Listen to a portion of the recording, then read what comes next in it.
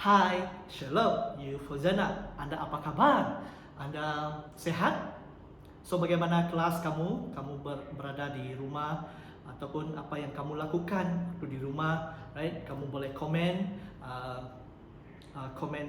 komen yang di bawah YouTube kita, right? Jadi kali ini kita akan belajar firman Tuhan dan ada banyak cerita, ada banyak sebenarnya kita boleh ambil dan kita boleh lakukan sewaktu kita berada di rumah, right? Jadi please stay at home. Jadi kepada yang menyambut hari gawai, selamat hari gawai juga kepada kamu. Wow, alright. Jadi ya, tanpa membuang masa, mari kita membaca firman Tuhan yang tercatat dalam Lukas 14 ayat 15 hingga yang ke-24. Okay? Agak panjang sedikit pembacaan kita pada kali ini. Okay? Saya akan bacakan untuk kita. Mendengar itu, berkatalah seorang dari tamu-tamu itu kepada Yesus, "Berbahagialah orang yang dijamu dalam kerajaan Allah." Tetapi Yesus berkata kepadanya, "Ada seorang mengadakan perjamuan besar dan ia mengundang banyak orang.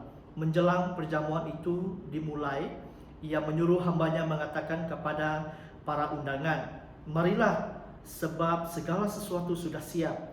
Tetapi mereka bersama-sama meminta maaf. Yang pertama berkata, 'Aku telah membeli ladang dan aku harus melihatnya melihatnya, aku minta maaf.'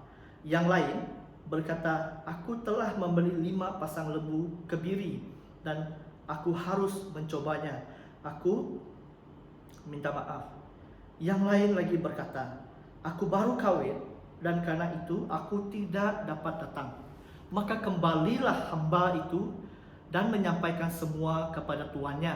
Lalu murkalah tuan rumah itu dan berkata kepada hambanya, 'Pergi dengan segera ke segala jalan dan lorong kota dan bawalah kembali orang-orang miskin dan orang-orang cacat dan orang-orang buta dan orang-orang lumpuh.'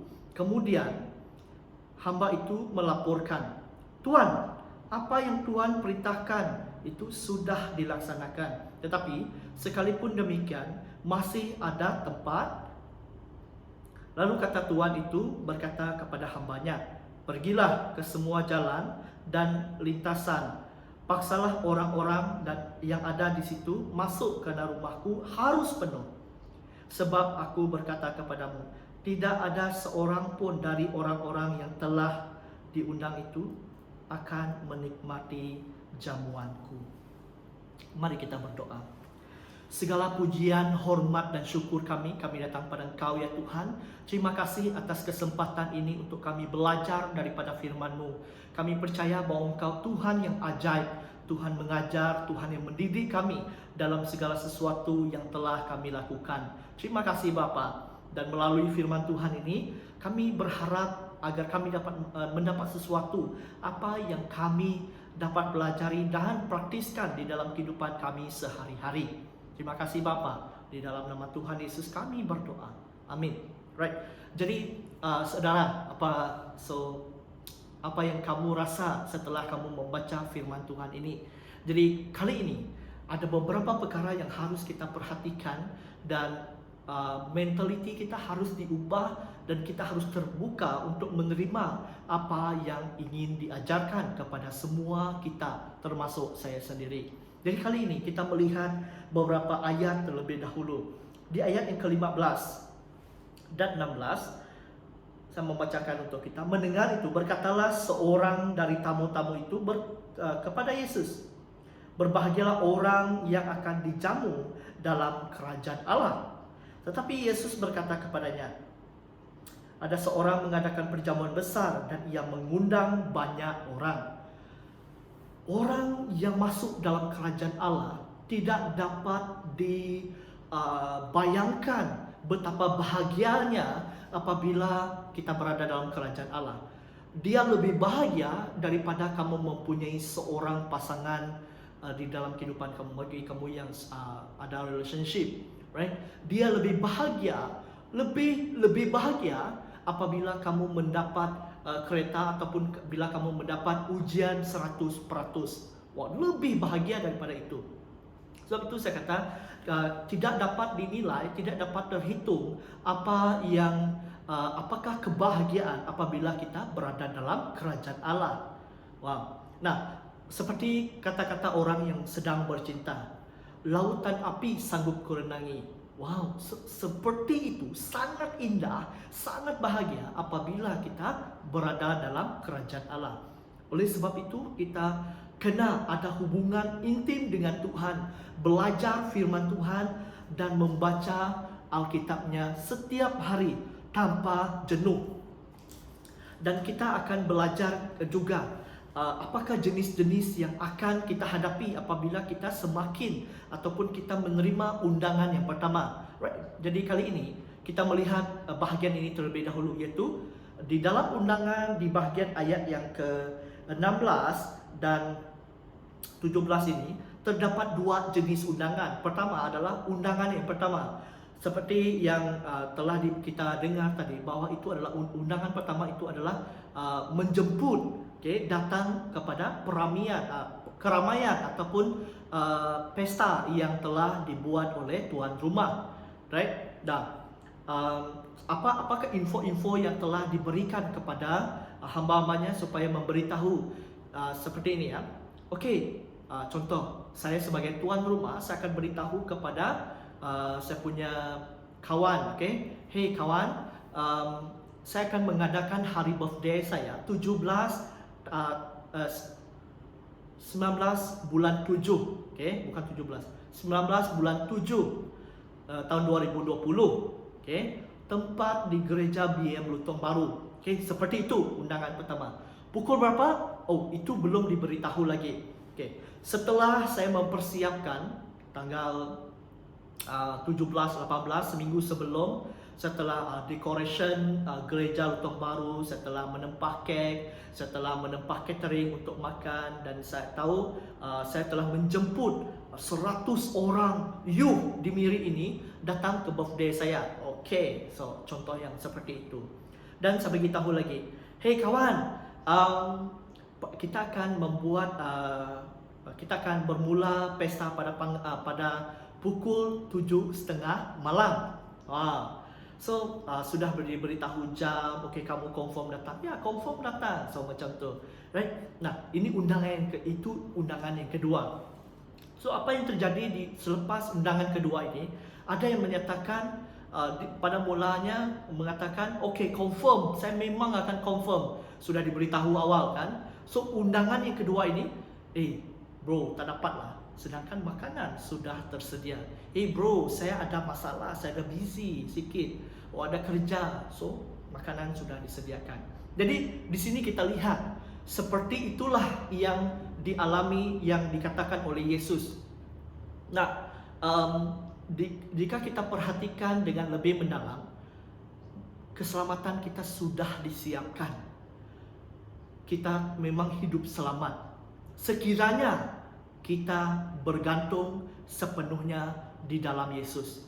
Sekiranya kita tidak bergantung dalam Yesus, kita akan membuat 1.000 alasan untuk menolak apa yang waktu kita diundang itu tadi. Nah, so dengan contoh lain juga saya ingin memberitahu kepada kita. Nah, sebelum ini kita ada membuat kebaktian setiap hari Sabtu 7:30 malam di gereja Desa Indah. Nah, kita ada tim yang menyediakan refreshment dan semuanya sangat baik. Saya bagi kita contoh. Saya telah menyiapkan khotbah, buat slide seminggu, berhempas-pulas untuk menyediakan makanan rohani untuk kamu, right? Nah, dan setiap tim Passion Worship juga telah berhempas-pulas cari mana lagu yang kita boleh bawa jemaat ataupun youth untuk datang kepada Tuhan, menyembah Dia secara pribadi. Semua tim Passion Worship sudah bagus sekali menyediakan pujian dan penyembahan yang akan dinaikkan kepada Tuhan. Begitu juga tim yang telah menyediakan makanan dan minuman ataupun refreshment. Right, kita berharap agar youth Hosana yang sebanyak 50 orang ataupun 100 lebih termasuk yang adult ini datang pada hari Sabtu. So bila tiba masa dia, kita akan memberi satu announcement hari Jumaat ataupun hari Khamis. Youth, pada pukul 7.30 malam, Sabtu di Gereja Desa Indah kita ada membuat kebaktian. So daripada sana kita sudah membuat satu keputusan. Sorry, saya tidak dapat datang kerana banyak homework. Sorry, saya tidak dapat datang kerana ada family gathering. Sorry, saya tidak dapat datang kerana ada konsel.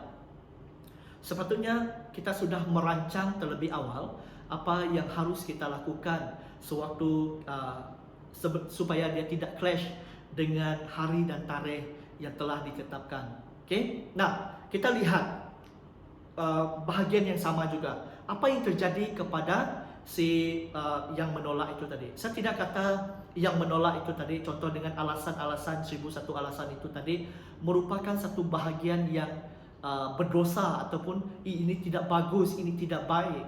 Tapi ini merupakan salah kita sendiri kerana kita tidak pandai membahagi masa yang sesuai untuk diberikan kepada orang, ataupun kita commit kepada aktiviti yang kita lakukan ataupun kepada di dalam keluarga waktu belajar kita. Okay, saya bagi kita satu contoh.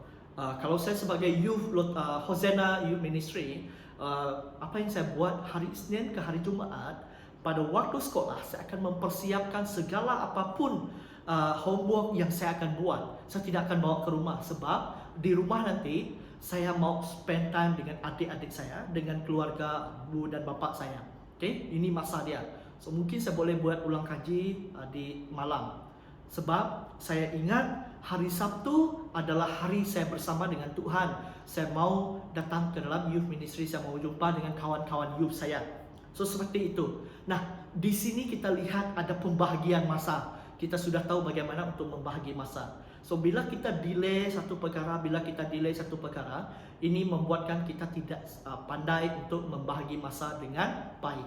Saya tidak kata tidak boleh untuk spend time dengan keluarga, tidak boleh untuk study hard di dalam subjek kamu. Bukan saya kata itu tidak boleh sama sekali. Boleh, tidak ada masalah. Cuma kamu kena bahagi masa yang sesuai di mana bahagian yang kamu harus selesaikan terlebih dahulu. Sesuai dengan apa yang telah kita pelajari di sini, bahawa begitu juga dalam keselamatan. Ada banyak yang menolak Yesus, ada yang meminta maaf, ada yang tidak meminta maaf.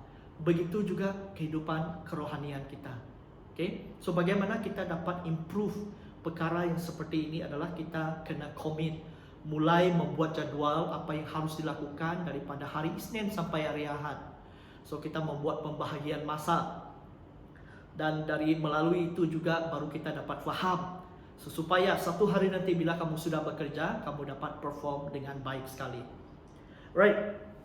Nah, apa yang terjadi kepada itu yang terjadi kepada yang menolak dan pasal jemputan itu tadi.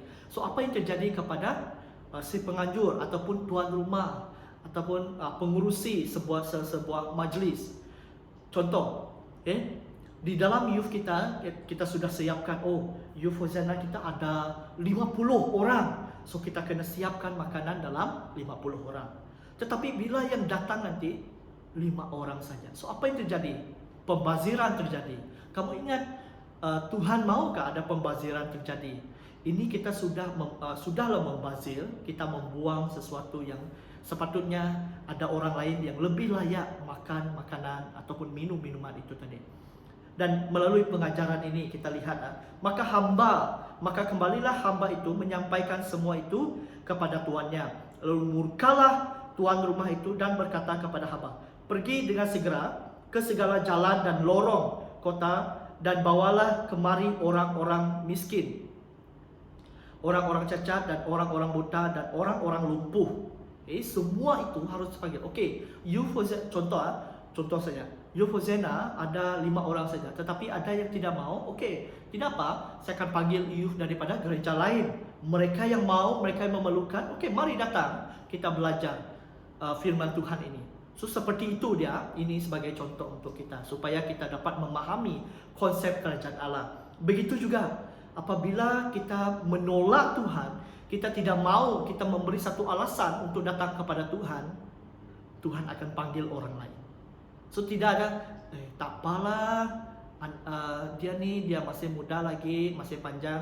Masa muda inilah kita belajar apa yang harus kita pelajari. Masa muda inilah kita gunakan waktu yang sesuai. Kita tidak tahu bila masanya kita akan pergi. Saya tidak tahu bila masa saya akan pergi. Kamu pun tidak tahu bila masa kamu akan pergi. Mungkin selepas ini, mungkin nanti, mungkin beberapa second nanti. Kita tidak tahu. Tapi inilah masa yang sesuai untuk kita datang kepada Tuhan. Nah, saudara,